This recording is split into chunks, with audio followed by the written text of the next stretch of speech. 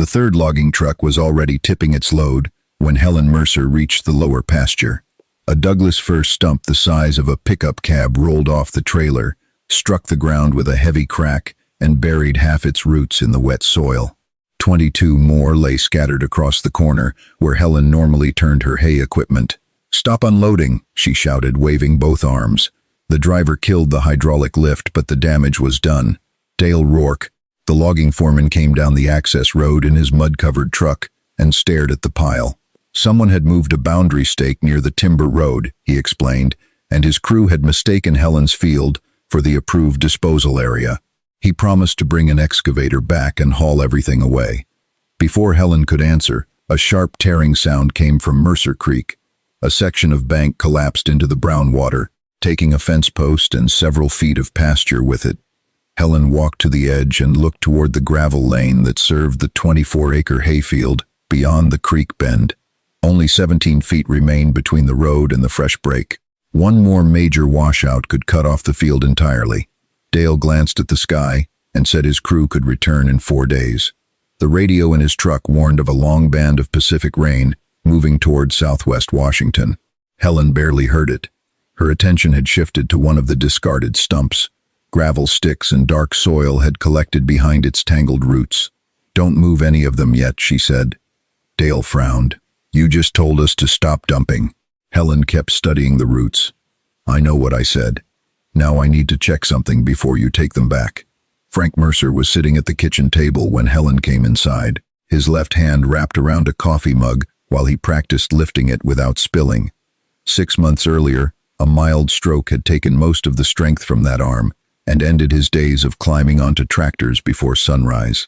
He could still mend tools, keep records, and help with the cattle from the utility vehicle, but the heavy work now belonged to Helen.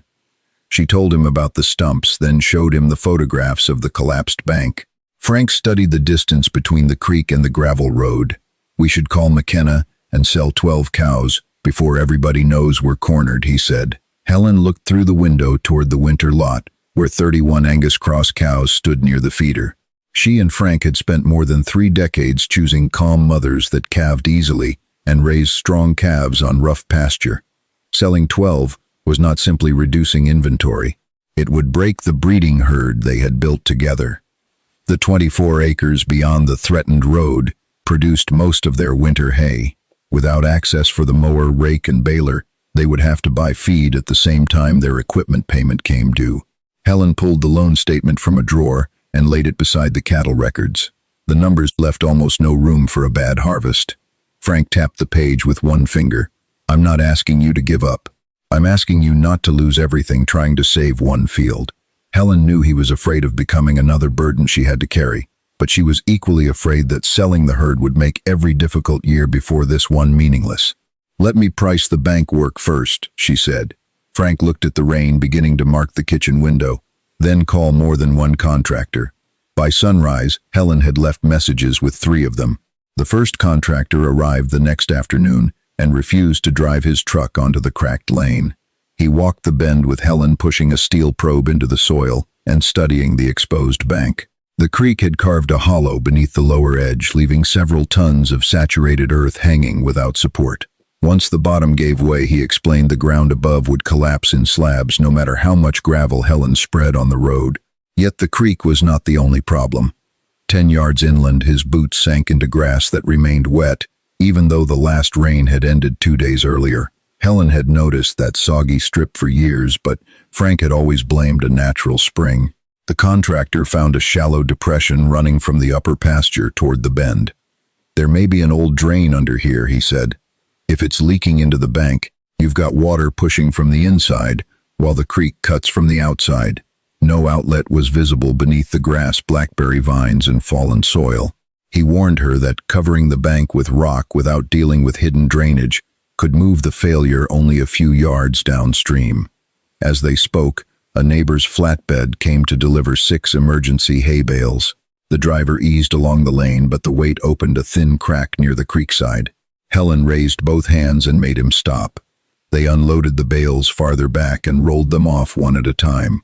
The contractor measured the new fracture and told her not to bring a loaded hay truck across again. That restriction alone could make the distant field useless even before the road disappeared. He promised a written estimate by morning. When Helen asked whether the job could wait until summer, he looked toward the dark clouds gathering over the fir-covered hills. "The creek won't wait for your budget," he said. The estimate arrived at 712 the next morning, nearly $80,000 for rock trucking, excavation bank, grading, and drainage work. A second contractor proposed a shorter protected section, but even that price was beyond what the Mercers could borrow. Helen carried both figures to the local lender who handled their operating line. He listened politely, reviewed the cattle income, and shook his head. The farm already carried the balance on a used baler and a tractor transmission repair. A bank project might protect future revenue, he said, but it did not create a crop or an asset he could easily value. "I can't approve another loan based on a creek behaving itself," he told her. Back at the farm, Frank had circled the names of 12 cows on the herd sheet. Helen recognized some of their best older mothers. Before they could argue, Dale called and said his excavator would be working nearby until Friday. After that, moving the stumps would require another mobilization, and his company expected Helen to decide whether she wanted them removed. "They're taking up good ground," he reminded her. "And they aren't worth anything where they are." Helen walked to the lower pasture with the estimates folded in her jacket. The stumps looked even larger in daylight, their roots packed with clay and broken stone. Beyond them, Mercer Creek pressed against the raw bank and carried away another thin ribbon of soil. She continued upstream to a place where an old fir had fallen naturally years earlier. Its trunk had rotted, but the root mass remained lodged at the bend. Helen drove 2 stakes into the soil, one behind those roots and another beside an open section of bank. Then she measured both distances to the water and wrote them on the back of the contractor's estimate. If the stump changed nothing, she would know soon enough. If it changed how the water moved, Dale's worthless pile might be the only material on the farm she could afford. 3 days of light rain gave Helen her first answer. The exposed bank beside her second stake had lost nearly 4 inches, while the soil behind the natural root mass had barely changed. Small branches, gravel, and a fresh layer of silt were packed among the roots. Helen photographed everything and called the county conservation district. Maya Bennett arrived in rubber boots with a survey rod, a hand level, and none of the amusement Helen had heard from her neighbors.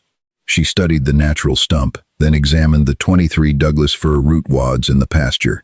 Maya explained that large root masses were sometimes used in stream bank projects because their tangled structure could break up fast water near the bank and shield the vulnerable lower edge.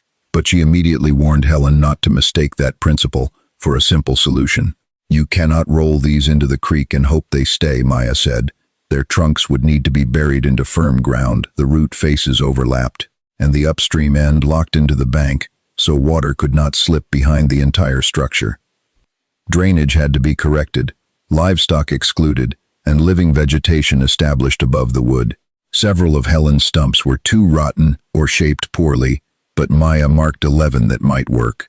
Even those could become dangerous if they broke loose and traveled toward the county culvert on Calvin Price's property downstream. Helen asked whether the idea was realistic or merely cheaper than giving up. Maya looked at the threatened road, then at the logging excavator visible beyond the tree line. "It could protect the critical bend," she said, "but only if you treat the first section as a test and accept that the creek may show us where we're wrong." Helen called Dale before he could move his equipment. "I don't want you to haul the stumps away," she told him. "I want to discuss what your excavator can do with them." Helen met Dale beside the logging landing before his crew started work.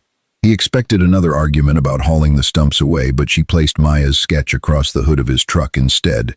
The conservation district had marked 11 root wads as usable and proposed a short test section at the creek bend. Helen offered a trade. Dale's company could leave the approved stumps and provide the excavator with its operator for 2 working days. In return, she would sign that the mistaken dumping had been resolved without a cash claim or removal bill. Dale studied the drawing and said his machine was scheduled to cut a new timber road by Monday. Every hour spent on Helen's bank would delay a paying job, and he had no intention of becoming responsible for a stream project that failed. Helen reminded him that loading and hauling 23 giant stumps would also take time, trucks, fuel, and a disposal site. Maya kept the plan narrow. They would protect only the bend threatening the gravel lane, not rebuild the entire creek. Helen would pay for cable anchors, fencing, willow cuttings, and the labor that could be done without heavy equipment. Dale finally agreed to 2 days, but only if the site was ready by Friday morning. After that, the excavator goes uphill, he said. Helen should have felt relieved. Instead, she looked at the survey flags. Maya had not finished placing. The buried drainage line was still only a suspicion. The bank was already saturated, and the weather forecast had moved the next rain forward by a day. She had won access to the one machine they could not afford, but the agreement gave her almost no time to learn how to use it correctly. The first root wad had barely reached the creek when Calvin Price drove across the pasture and stopped beside the excavator. His land began less than a mile downstream, where a large culvert carried Mercer Creek beneath the county road. He pointed at the tangled mass hanging from the bucket and demanded to know whether Helen planned to fill the channel with logging waste. Dale stepped away from the argument, making it clear that the idea belonged to Helen and Maya. Calvin said one winter flood could rip the stumps loose, jam them against the culvert, and send water across his lower field. Then he looked at Helen and asked whether she truly believed a pile of discarded roots could replace $80,000 of rock. Maya explained that the trunks would be buried into the bank and anchored, not left floating in the creek. She also admitted that Calvin's concern was legitimate if the installation was rushed or poorly placed. To reduce the risk, she proposed a test section using only 3 root wads. Each would be numbered, photographed, marked with paint, and measured after every rise in water. Calvin remained unconvinced and said he would contact the county the moment one of them moved. Frank, listening from the utility vehicle, quietly told Helen that a formal complaint could stop the project before they protected the road. Helen looked at the excavator, the darkening sky, and the wet strip of grass they still had not explained. Waiting for a complete investigation might cost them Dale's machine. Proceeding could prove Calvin right. She chose the test. 3 stumps, she told Maya. We measure everything, and we stop if the bank tells us to stop. By late afternoon, the operator began digging the first pocket into the creek bend. The excavator cut 3 deep notches into the bank, while Maya directed the angle of each root wad. The tangled roots faced the current, and the remaining trunks were pushed back into the soil like buried arms. Helen and Frank painted bright orange lines across the wood, numbered the anchors, and drove measuring stakes into firm ground above the test section. The first 2 stumps settled securely, their roots overlapping enough to keep water from striking bare soil between them. The third sat at the upstream end, where the operator encountered a pocket of soft, gray mud beneath the grass. Maya wanted him to dig farther inland until he reached stable soil, but Dale checked the time and reminded everyone that darkness would soon make the creek bank unsafe. The operator could either place the stump now or leave the hole open overnight, with rain approaching. Helen asked whether an extra cable would compensate for the shallow burial. Maya said it might help hold the wood, but it would not strengthen the ground around it. Helen knew the correct choice was to stop, investigate the wet soil, and risk losing hours they did not have.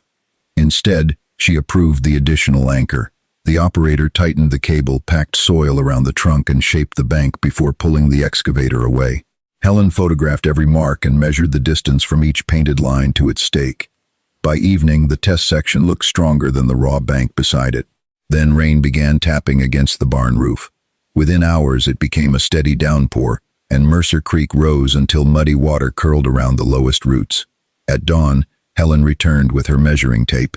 The first 2 orange lines matched her notes. The third did not. The upstream root wad had rotated nearly 8 inches. Its anchor still held, but the trunk had shifted inside the soft bank, opening a narrow gap behind the roots. Water had found that gap and carved a channel through the newly packed soil. A slab of the repaired bank had collapsed overnight, taking one measuring stake with it and leaving the test section looking worse than the ground they had started with. Calvin arrived before Helen finished taking photographs.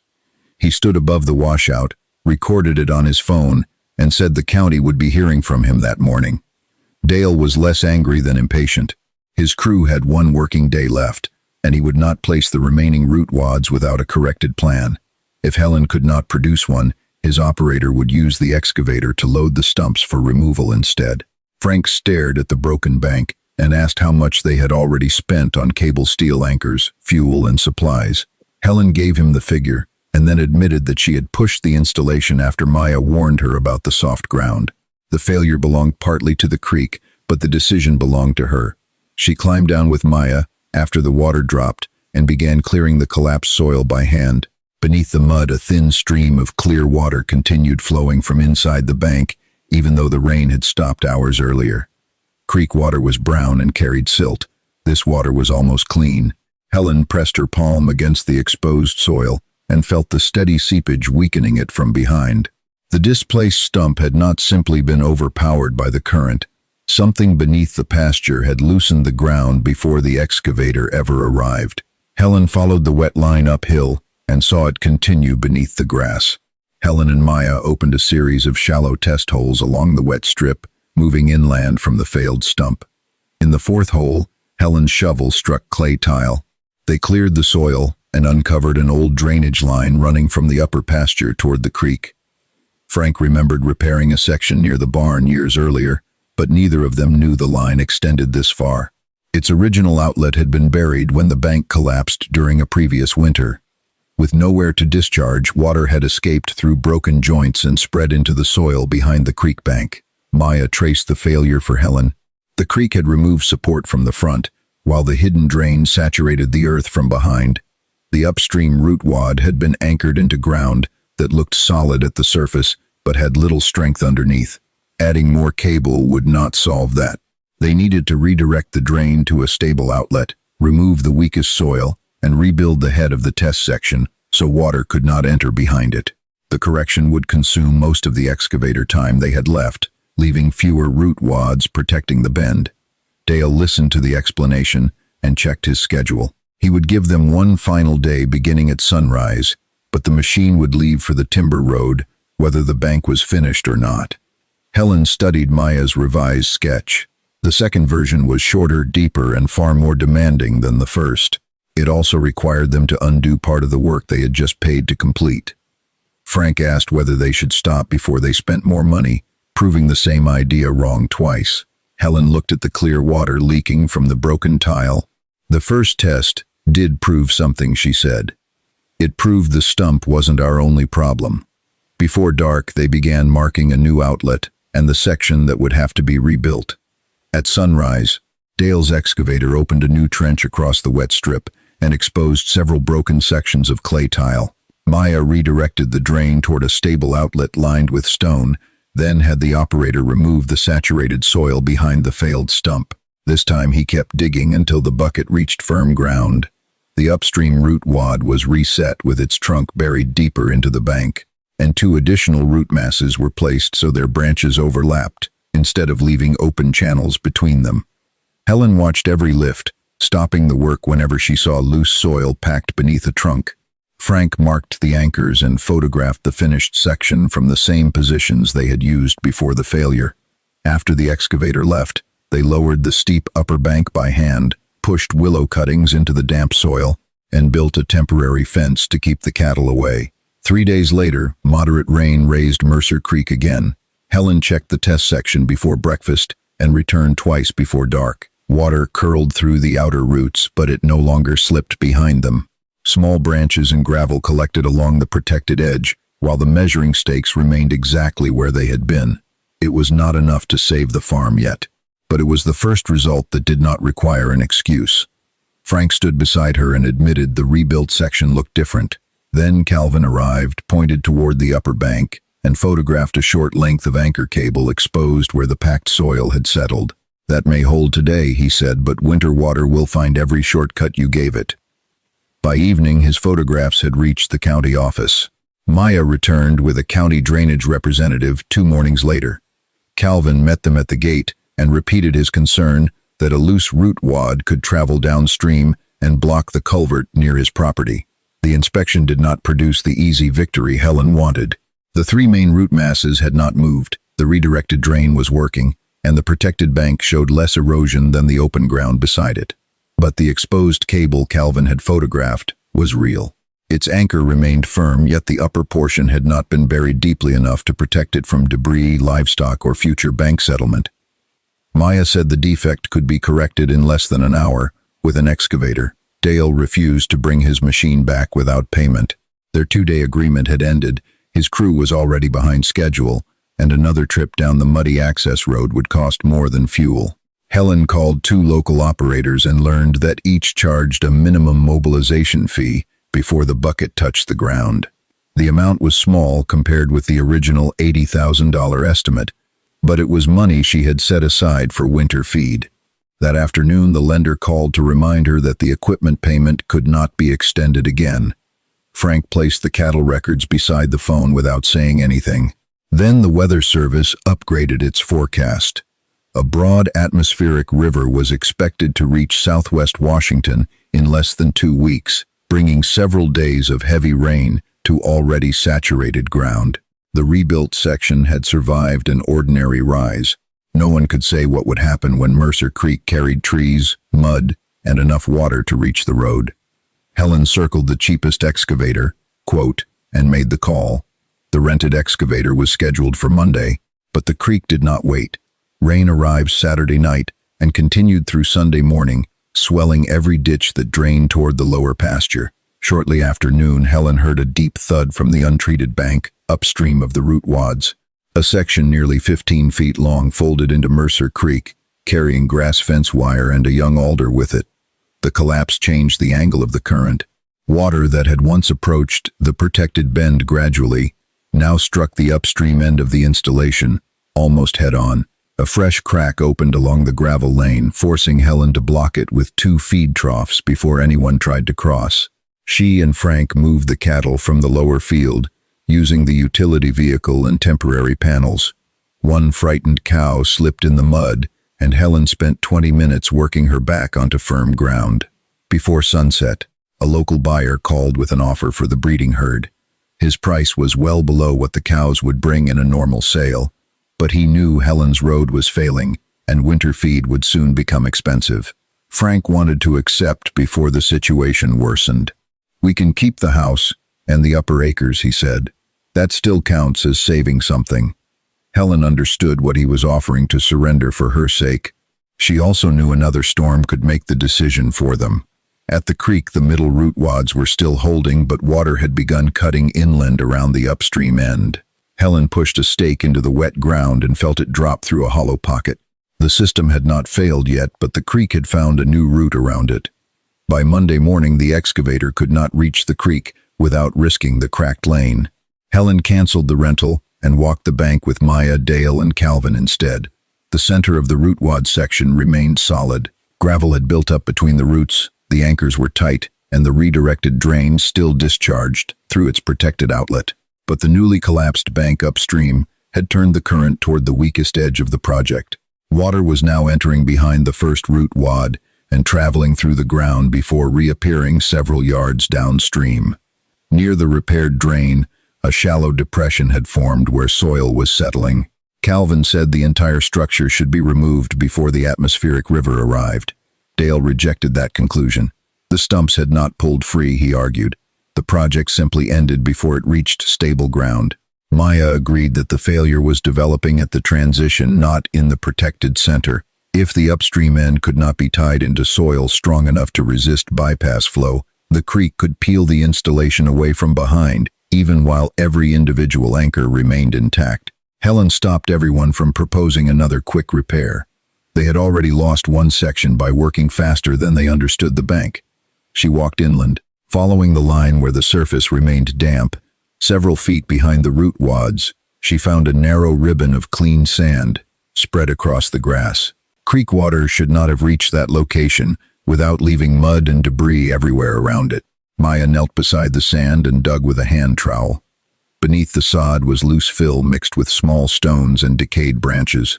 Whatever lay there was older than their drainage repair and wider than the failed test hole. Helen went home to ask Frank what had once occupied that part of the bank. Frank studied the location Helen marked on an old property map and remembered a story told by the man who had sold them the farm. Before the gravel lane was built, cattle had crossed Mercer Creek at a shallow opening near that bend. The previous owner later fenced the animals out and filled the sloping approach with loose soil, brush, broken rock, and whatever material was available. Over time, grass covered the surface so completely that the old crossing disappeared. Helen and Maya compared the map with faded photographs stored in the farm office. A line of fence posts in one picture ended exactly where the clean sand had appeared. Another showed cattle standing on a broad ramp descending toward the creek. The filled crossing extended much farther inland than the wet pocket they had repaired during the first failure. During high water, the creek was forcing its way through that loose material, following the old ramp behind the upstream end of the root wads. That explained why adding another anchor or a few feet of cable would not stop it. Maya said the installation had to extend across the entire filled area and lock into undisturbed native soil beyond it. Reaching that point would require excavating the old crossing, setting additional root wads, and moving the edge of the gravel lane several feet inland. Helen would have to surrender part of the pasture and accept a narrower road instead of trying to preserve every inch of bank. Frank looked at the photographs, then at the sale offer still lying on the table. "We've been asking the creek to respect ground that was never solid," he said. Helen gathered the maps, measurements, and inspection photographs. Before she asked anyone for more equipment, she intended to prove exactly where the weak ground ended. Helen spent the next day turning the damaged bank into evidence. She and Maya measured every crack, marked the edges of the old cattle crossing, and pushed steel probes into the ground until they reached firm native soil. Frank organized the photographs by date, placing each image beside the recorded creek level and the position of the painted lines on the root wads. The pattern became clear. None of the protected roots in the center had shifted. Every new failure began where the installation met the loose fill of the buried crossing. Helen invited Dale and Calvin to review the findings at the kitchen table. Calvin arrived expecting another argument, but Helen gave him the measurements and asked him to challenge them. He compared the photographs, then admitted the root wads had remained in place during both rises. His concern shifted to whether the upstream end could be extended before the larger storm arrived. Dale studied the probe depths and said his excavator could complete the work in half a day if every stump, cable, and load of stone was positioned before he came. Helen would have to pay for fuel, and his company wanted permission to use the site later as a training example. She agreed. Maya calculated that 4 more suitable root wads were needed. The only ones with strong trunks and wide root faces were trapped beneath the remaining pile in the pasture. Without the excavator, Helen could not move them. Dale offered 1 hour the evening before the repair to sort the pile, but no more. Helen called 2 neighbors, including one who had laughed at the project, and asked for tractors, chains, and help preparing the site. By sunset, people who had come to watch a failure were helping her make one final attempt. The preparation continued under floodlights. Tractors pulled the smaller stumps aside, while Dale's excavator lifted 4 heavy root wads from the bottom of the pile. Helen marked the usable sides with orange paint, so no time would be lost, deciding their placement the next morning. At daylight, the machine began removing the loose fill from the old cattle crossing. The bucket uncovered rotted limbs, broken fence wire, and layers of gravel mixed with dark soil, confirming that the bank had never been compacted as natural ground. Maya directed the excavation inland until the trench walls showed dense clay that resisted the bucket teeth. Helen made the hardest decision before anyone asked her. She moved the gravel lane nearly 6 feet away from the creek, giving up a strip of pasture so the bank could be laid back at a safer angle. Dale's operator buried a long trunk into the native soil as a key, then set 4 overlapping root wads across the transition. The exposed anchor was reset deeper, the drainage outlet was inspected, and every cable received a numbered tag. Calvin measured the painted reference lines himself and recorded them on Maya's inspection sheet. There was no apology between him and Helen, only agreement about what would count as failure. If any root wad moved beyond the marked tolerance or traveled downstream, the project had not worked.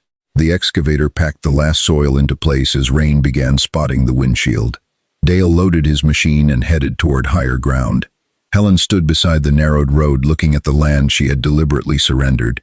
There would be no equipment available during the storm. The next decision belonged entirely to Mercer Creek. Rain fell without pause for 36 hours. Water ran from the upper pasture in silver sheets, but the repaired drain carried it through the stone-lined outlet instead of releasing it inside the bank. By the second evening, Mercer Creek had risen above the lower roots and spread across the narrow shelf Helen had given back to the channel. She and Frank watched from behind the safety fence far enough away that they could do nothing but listen. The creek struck the root masses with a continuous roar, forcing branches and muddy foam through the tangled wood. A floating alder trunk hit the upstream section, lifted against the roots, and turned sideways before the current carried it past. Helen expected the impact to expose a cable or twist the first stump free, but darkness hid the painted lines. Farther upstream, unprotected soil collapsed with a sound like a truck dumping gravel. The water shifted again and climbed toward the narrowed lane. Frank told Helen they had to leave the lower field. From the house, they checked the creek by flashlight whenever the rain eased. Near midnight, one of the reflective markers at the upstream end disappeared. Helen could not tell whether the bank had failed or the marker was simply underwater. She placed the cattle sale offer on the kitchen counter and tried not to imagine the road gone by morning. Shortly before dawn, the rain weakened and the sound of the creek began to drop. Helen and Frank returned only after Maya confirmed it was safe. Mud covered the pasture, and a large empty space showed where the upstream marker had stood. The root wads were still partly hidden by water. Until daylight reached the bank, Helen could not see whether they had held. Maya, Dale, and Calvin arrived as the first clear light reached the creek.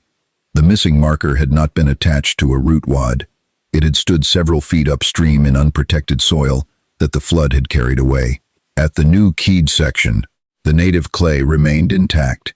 Helen cleaned mud from the orange reference lines, while Calvin compared them with the measurements he had recorded before the storm. None had moved beyond a fraction of an inch. The numbered cables were buried and tight. The drainage outlet remained open, and the gravel lane still provided enough width for the mower and baler. Between the root masses, the flood had deposited stones, branches, and coarse sediment instead of stripping soil from the bank. The system had not stopped the creek or kept every foot of pasture. It had absorbed the force near the vulnerable lower edge and guided the strongest current away from the road. Maya photographed the surviving work and also documented the fresh erosion beyond it. She made clear that the site would still require inspections, willow growth, and repairs after future storms. Calvin walked downstream to his culvert and returned with mud on his boots. No root wad had broken loose, and the channel remained open. "I was wrong about them floating away," he said, stopping short of praising the entire project. For Helen, that was enough. The technical test had been passed, but the farm was not saved until the protected road produced something valuable. The storm had already delayed the hay season, and another wet period was forecast. Helen climbed onto the tractor and drove slowly across the repaired lane. The ground held beneath the tires. She had only a few dry days left to cut the lower field. Helen worked every usable hour of the dry spell. She cut the 24 acres in narrow passes, waited for the grass to cure, then brought the rake and baler across the protected lane without a new crack appearing. Frank followed in the utility vehicle, checking the road and counting bales as neighbors hauled them to higher ground. The harvest was smaller than in a perfect year, but it reduced the amount of purchased feed enough for the Mercers to keep all 31 breeding cows. Income from the fall calf sale, combined with the money saved on hay, covered the equipment payment without another loan. Nothing about the result made them wealthy or removed the need to watch Mercer Creek. Helen inspected the anchors after every heavy rain, replaced failed willow cuttings, and kept the cattle behind the new fence while roots established above the buried wood. Dale's company began setting aside sound root wads instead of paying to discard every stump. The Conservation District later used the Mercer site to show landowners why large wood required drainage work, stable soil, careful placement, and monitoring. Calvin attended the first visit from a distance. Before leaving, he unfolded a map of his own creek bank and asked Maya whether one eroding corner near his lower pasture could be studied. That winter-green shoots appeared from the willow cuttings between the gray Douglas-fir roots.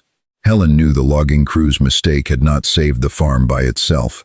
The stumps became useful only after one failed test, a hidden drain, an old crossing, and several decisions that cost her time, money, and land. What preserved the Mercer herd was her willingness to measure what went wrong, change the plan, and let the next flood judge the work.